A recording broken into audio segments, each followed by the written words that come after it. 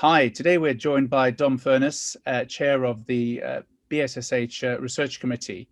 Dom, thank you so much for giving us your time today. No worries. So Dom, tell us a little bit about the Research Committee and why did you become Chair and when did you become Chair? I became chair in 2019. I took over from Tim Davis, who'd steered the ship for about 6 or 7 years before me, maybe even longer than that. Really, as most people who know me will testify, I've got a strong interest in research in hand surgery, and I'm interested in promoting research and spreading research amongst lots of different interested parties. And I think we've sort of developed a groundswell of research, high quality research within hand surgery. And really, I just wanted to be able to carry that on. And so that's why I became chair. And thankfully, I've got a fantastic committee behind me who can help out with all of these different tasks. Okay. So say somebody wants to be on the committee, how do you apply? And I'm assuming this is for orthopods and plastic surgeons. What makes a good application? Good questions. So we have some sort of standing members of the committee. So myself, we have our RCS research champions are members of the committee.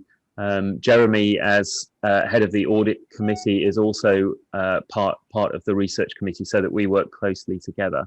But then we have 6 elected members, and every year 2 of those elected members will demit. So there's two spaces on the committee every year.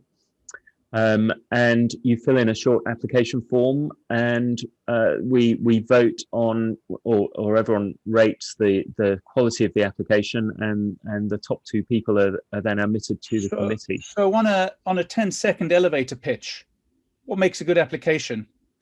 Some research experience, definitely commitment, and the ability to give some of your time to complete a project. And then we ask everyone for a project idea as well. And having a good project idea, something that's important and relevant to hand surgery and that we think is achievable, that they're really the key things for a good application. Okay, thank you. So I guess you've got as far as wanting to apply. You've hit all those boxes. How onerous is it? How much work are we looking at? It's not too bad at all. So we meet twice a year. These meetings are now virtual. Maybe one day they'll be face-to-face again. And we support you in developing your project. So examples of different kinds of projects there might be are a systematic review, building up, doing some preliminary work towards potentially a clinical trial. We also develop nice accredited guidelines. So these are quite meaty projects and quite valuable projects for hand surgery.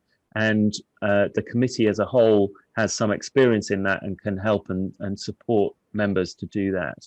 But I'm assuming the committee are not doing all of the work. They're helping to spread the work out amongst the society as such. Exactly. So we see the committee members as leaders of these projects, and then we try to get as many different members, and especially junior members, involved as we possibly can on these different projects. Fantastic. So I'm just going to finish off with one last question.